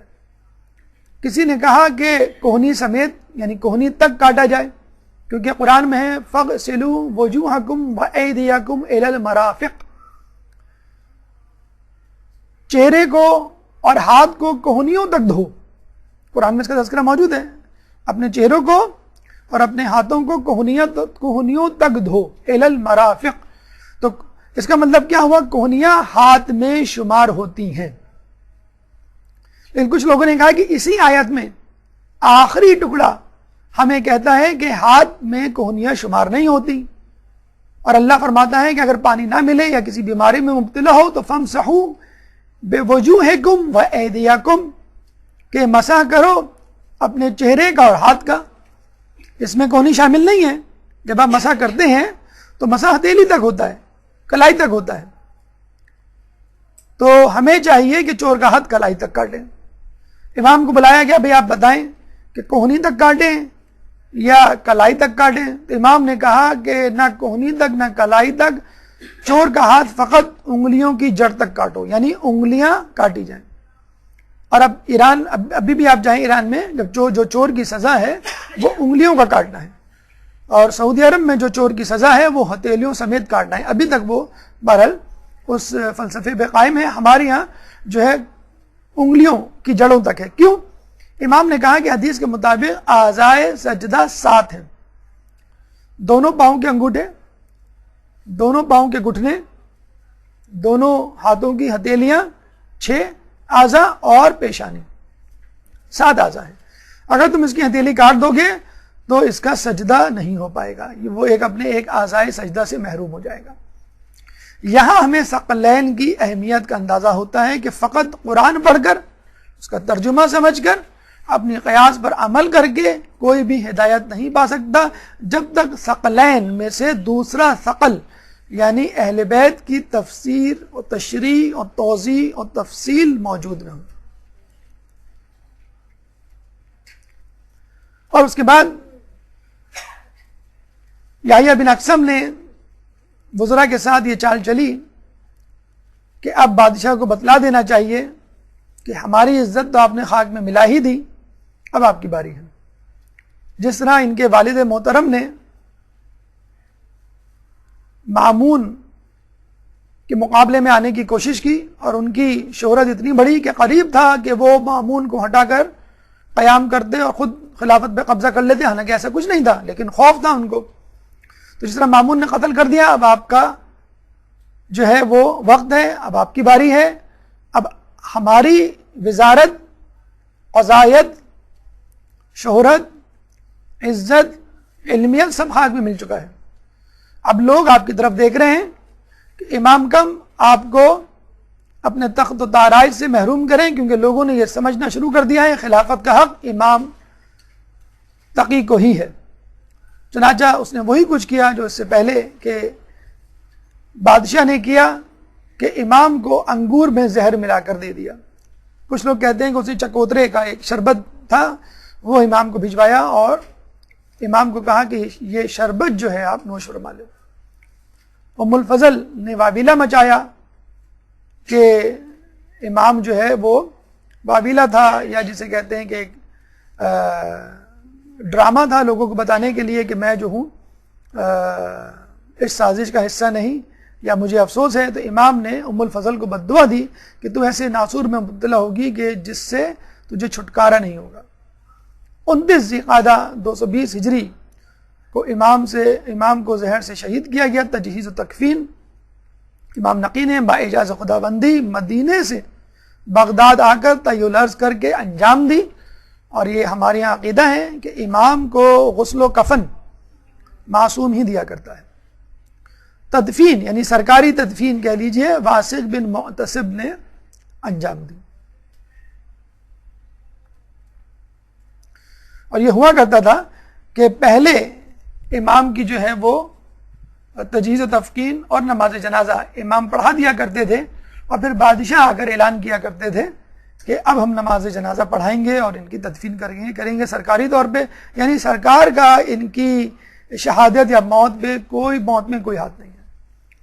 آخر میں امام سے متعلق، امام سے منسوب چند اقوال حکیمانہ لیتے چلیں تاکہ ہم اپنی زندگیوں کو ان کے افکار سے سجائیں. ایک درود بر دیں محمد والے محمد.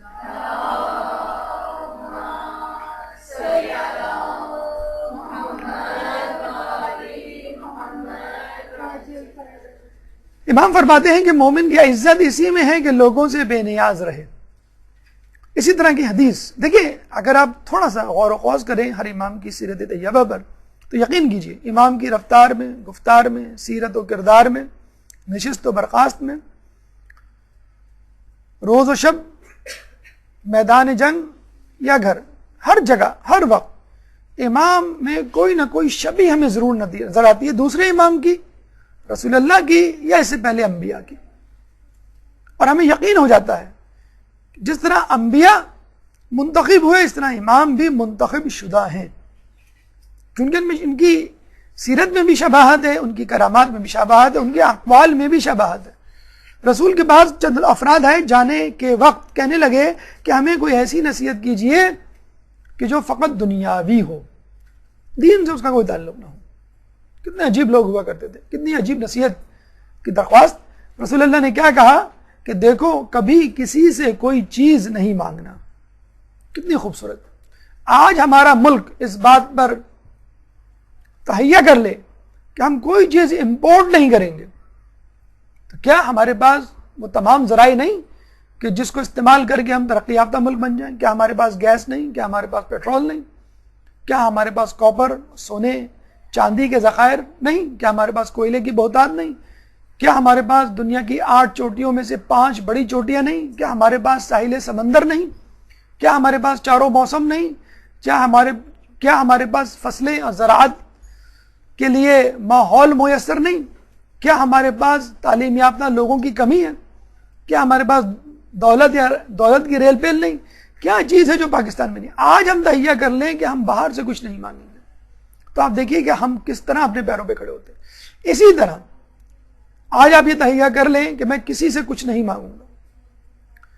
قرض یا پیسے کا لین دین ہمارے معاشرے میں کتنا عام ہو گیا ہے۔ پہلے لوگ ضرورت، مرض یا کسی بحران میں، ایمرجنسی میں پیسے مانگا کرتے تھے، قرض۔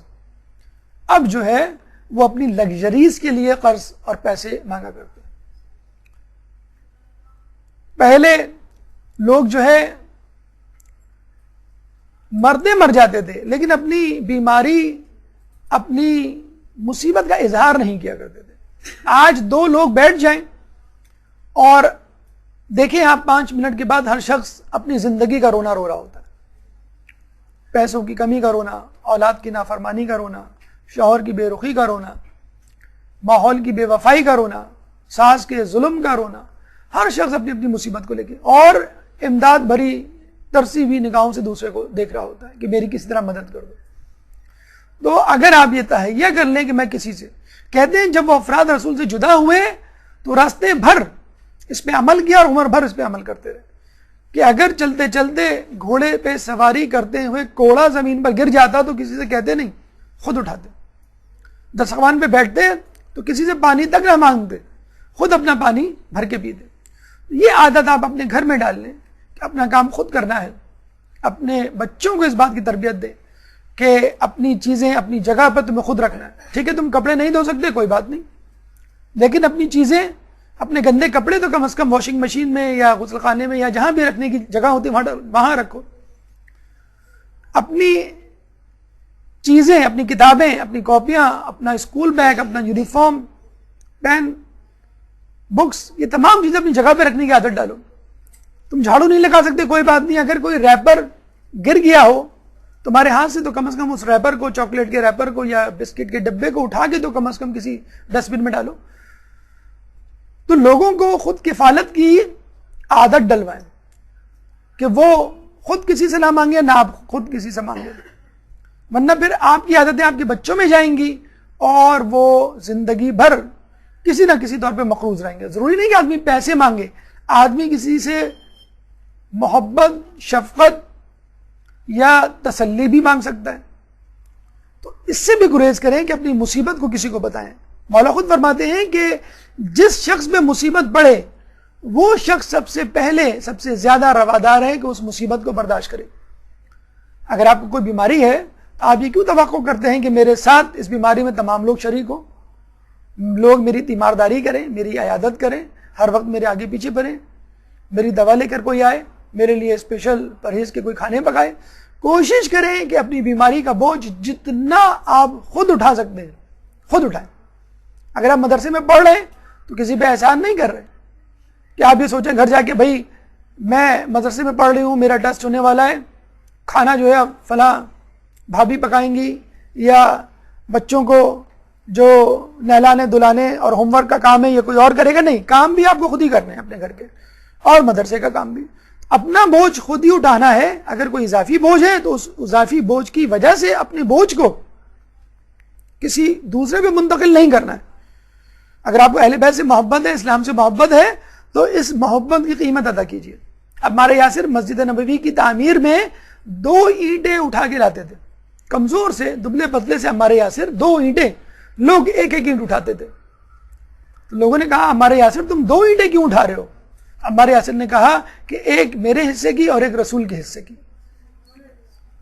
دیکھیے ایک اضافی بوجھ رسول سے محبت کا ادا کرنا ہے خود، کہ بس اپنے دل میں یہ رکھ لیا کہ ایک میری اینٹ ایک رسول کی۔ اگر آپ کو اہل بیت سے محبت ہے، اسلام سے محبت ہے، تو اس کی قیمت آپ خود ادا کیجئے، کسی اور سے نہ مانگیے۔ امام فرماتے ہیں کہ جس نے خدا کی راہ میں ایک دوست حاصل کر لیا گویا اس نے جنت میں ایک گھر حاصل کر لیا۔ دیکھیے فقط دوست حاصل کرنا کوئی کمال نہیں، خدا کی راہ میں ایک دوست حاصل کرنا یہ کمال ہے۔ خدا کی راہ میں دوست کون ہوتا ہے؟ جو خدا کی راہ میں چلنے کے لیے آپ کا ہم سفر ہو۔ رسول اللہ شادی کے دوسرے دن جب بی بی کے گھر میں آتے ہیں تو مولا سے پوچھتے ہیں تم نے فاطمہ کو کیسا پایا؟ تو مولا کیا جواب دیتے ہیں؟ خدا کی اطاعت میں بہترین معاون۔ یہ ہے بہترین بیوی، یہ ہے بہترین شوہر، یہ ہے بہترین دوست جو خدا کی اطاعت میں آپ کا معاون بنے. کیسے؟ آپ کو اپنی برائیاں دکھائے، آپ کو نصیحت کرے، آپ کو مشورہ دے، امر بالمعروف و نہی عن المنکر کرے، نیکیوں کی طرف ترغیب دے اور برائیوں سے آپ کو بچائے. امام فرماتے ہیں جس نے خواہشات کا اتباع کیا اس نے دشمن کی تمنا پوری کر دی. ایک اور جگہ ہمیں ملتا ہے دشمن سے بہترین انتقام اپنی نیکیوں میں اضافہ کر کے کرو. یہ ہے انتقام. آپ کہتے ہیں کہ بغیر شیعہ افراد جو ہیں ہمارے دشمن ہیں، امام بارگاہوں پہ حملے ہو رہے ہیں، ٹارگٹ کلنگز ہو رہی ہیں، ہم سے نفرت کا اظہار کیا جا رہا ہے. اب آپ کیا اس کے بدلے میں آپ بھی ٹارگٹ کلنگ کریں گے؟ آپ بھی بم کے دھماکے کریں گے؟ آپ بھی کیا نفرت کے ساتھ؟ جی نہیں، آپ اپنی نیکیوں میں اضافہ کریں، آپ اپنے حجاب کو مضبوط بنائیں، آپ داڑھی رکھیں، آپ نمازوں کا اہتمام کریں، آپ روزے رکھیں، خوش اخلاقی کا مظاہرہ کریں، آپ جو ہے گناہوں کو ترک کریں اور اچھے انسان بنیں کہ لوگ کہیں کہ تم کس کے ماننے والے ہو، تمہارا مذہب کیا ہے، وہ کون سی طاقت ہے جو تمہیں صراط مستقیم پر قائم رکھی ہوئی ہے. تو یہ صفات پیدا کر کے آپ اپنے لیے جنت کی راہ بھی ہموار کریں گے اور اپنے دشمن سے بھی انتقام لیں گے اور اس کی تمنا ادھوری رہ جائے گی، یعنی آپ کو نیست و نابود کرنے والی. اور ویسے بھی خواہشات کا ارتکاب کرنے والا لغزشوں سے محفوظ نہیں رہ سکتا. دیکھیں خواہشات جائز بھی ہوتی ہیں، ناجائز بھی ہوتی ہیں. مثلا آپ کو اچھا کھانے کی جو خواہش ہے، اچھے کپڑے کی خواہش ہے، اچھے گھر کی خواہش ہے، اچھی سواری کی خواہش ہے، اچھی چیزوں کا حامل ہونا، ان کی خواہش کرنا کوئی بری بات نہیں، لیکن ہر خواہش کے پیچھے بھاگنا یہ انسان کو اندھا کر دیتا ہے. پیسے کی دوڑ، مادیت پرستی کی دوڑ، گھر میں بہترین فرنیچر، پردے، کارپیٹ، ٹی وی، کمپیوٹر، آسائش زندگی سے گھر کو بھر دینے کی بھوک انسان کو پاگل کر دیتی ہے، اندھا کر دیتی ہے. پھر مرد حرام و حلال میں تمیز نہیں کرتا. نہ آپ اپنے شوہر سے پوچھتی ہیں کہ یہ پیسہ کہاں سے آ رہا ہے، نہ شوہر یہ فکر کرتا ہے کہ یہ حلال ہے کہ حرام ہے. اسی لیے روزوں کا جو حکم دیا گیا اسی لیے دیا گیا ہے کہ جب تم حلال سے بچ پاؤ گے تو حرام سے خود بخود بچاؤ گے. آخر میں امام فرماتے ہیں دل سے خدا کا قصد کرنا اعمال میں بدن کو تکلیف دینے سے زیادہ بہتر ہے.